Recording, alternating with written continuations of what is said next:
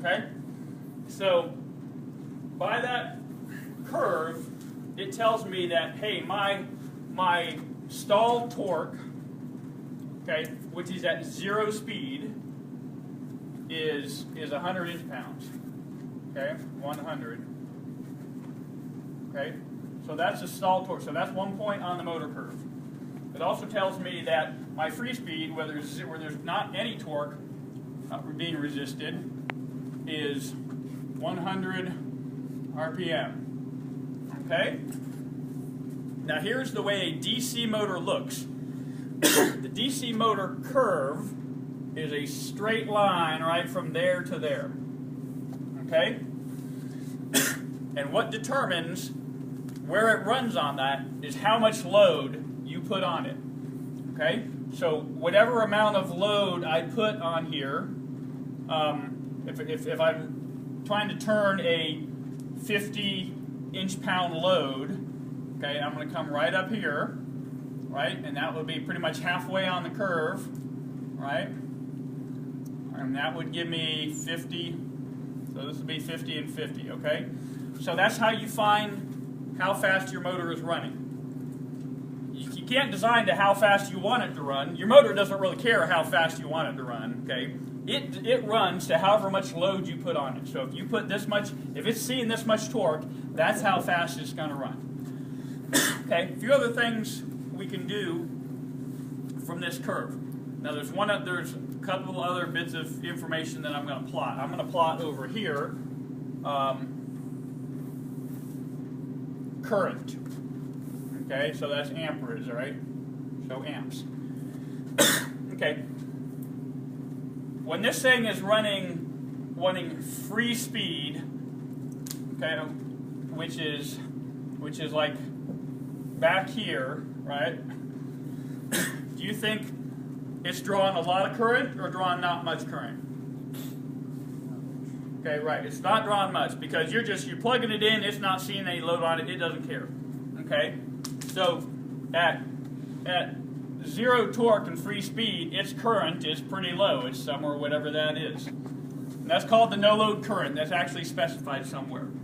Likewise, when this thing gets out to here and stalls, okay, actually, I'm just going to draw that line here. It's easier to go through. So when it gets out here and stalls, it's going to be drawing a lot of current, right? So this is stall current.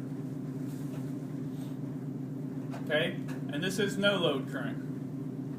Okay, and likewise, that curve is a straight line. Okay, I mean, it doesn't ever pass with that, but it's a straight line, whatever that is. Okay, now let's talk about power. Anybody taking physics? Okay. Anybody know what other than the constants? What is when I'm running a motor? What is power? What's that? Torque times distance. Torque times. That's when we do. Torque is actually distance per second, but torque. It's going to be torque times speed. Okay, for torsional. Okay, torque times speed is the amount of power that you're going to get out of the motor. Okay, so if my torque is 0 and my speed is 100, how much power am I getting out of the motor right now? Right here, 0, because 0 times 100. Okay, so there's 1 point on the power curve. If my torque is 100, my speed is 0, how much power am I getting out of the motor? 0, right, because I got 0 speed, right? Well, if you take the derivative, you will find out that the power curve looks something like this, all right? And right at 50%, that's the maximum amount of power that you can get out of this motor. Okay, so if you were lifting, and if you learned about work in physics and things, so there's some amount of force you're doing over a distance, or to do this kind of stuff. Regardless, that's where that 33 watts comes from. That's the peak power right here. That's basically the most power you can get out of your motor. There's no way around it. And what we do with the gearbox and gear ratios is try to design the motor, sometimes, okay, to run right around. If you want to get the most power out of that motor, you design your gearbox so that the actual motor is running right there. You want to run it at half torque, half speed, and that's where you want to run it so you're getting the most power out. You change the gear ratio one way, you start getting less power. You know, so basically the speed. So in this case, it's going to convert to how fast can we lift. I mean, the totes weigh the same amount of weight, right? The totes don't change weight. But how fast can we move them up? That's what changes with power. If I get less power, they're going to move up slower. You know, either way from this. So this would be the maximum point. One other point I want you to show here. Okay, so this is, yeah, this is the power out of the motor. Now, what's the power into the motor? Anybody know? Okay, it's measured in watts. Okay, it's volts times current. Volts times amp is power in. Okay, so basically, so what do we say? This is your no load current. So somewhere down here, this is all rated. So let's say this is at 12 volts.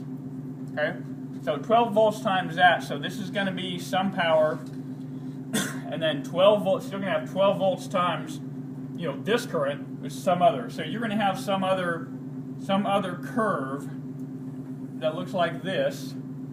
Say so. This is power in. All right,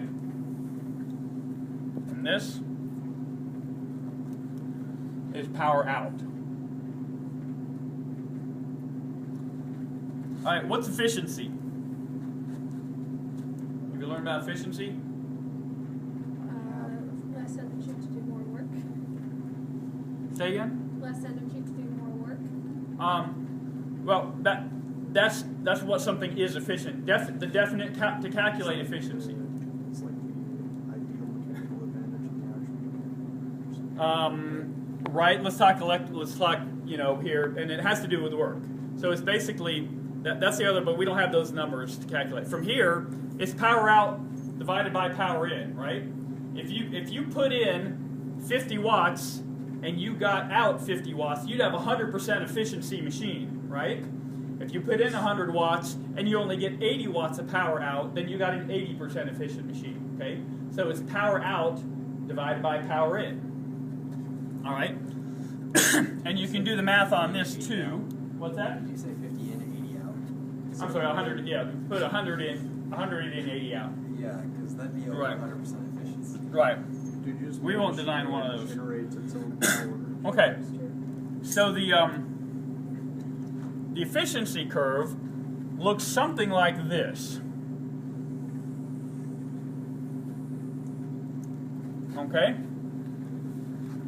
So basically, what's happened is, okay, well, we said, so it's power out divided by power in. We're not getting any power here, so you got 0%, zero efficiency there. You're not getting any power out there, so you're zero efficiency there. And what happens is, okay, so think about this. If you consider that the power out is symmetrical, on this side of the curve, you know, it's sloping down, but you're using much less. So at this, let's say some point like this, if you're running at 25%, this would be at 75% speed, 25% torque, okay? All right? Okay, well that's the same amount of power out as over here at, so that's like 25, and then this is 75, and then this is, and so where we're running actually is on this, you're running right here on the power curve, okay? So just put it, so that's 75, all right, and then you're running out here on the power curve, okay, so that's 25, right? So that's, you basically find out where you're, oh, well, I didn't run it, yeah, so you find out where you're running on the motor curve, and that's 75, 25, and that's you know, halfway across. Okay, so that's the same amount of power out, we can see here, I'm only putting this much power in. Over here, to get that same amount, okay, I'm having to put this much power in. Okay, so here I'm this efficient. Right over here, I'm this efficient. The difference between the amount of power you put in and the amount of power you get out, where does that go?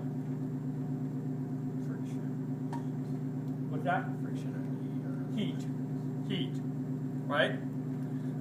I mean, you're going to put power into something and you're going to get some amount of power out. Everything else is basically heat. So running anywhere on this side of the motor, you try to avoid, because this is where you burn up your motor. Okay, you are just putting a whole lot of heat into that motor, burning out. Over here is the peak efficiency point. It's somewhere around 25. It's like 30 change %. You can do the math. Maybe it is 25. I forget where it is. But usually, what we try to do is design our operating condition somewhere in here. Okay, and maybe even cheat a little bit this way. That way, because what happens is, if you work on this side, you can always get a little more power. If you happen to try to design right at that point, you get away from it, you start losing power. So it'll give you some margin on power, and you're pretty close to the peak efficiency. Okay, so what we want, keep in mind that what we want to design is probably between 30 and 50% on the torque, which is between 50 and 70% on the speed line. Okay, so that's what we're shooting for. We're trying to run somewhere between 50 and 70% on speed in order to get the most power out and allow for margins and allow some other stuff. Now the other nice thing, remember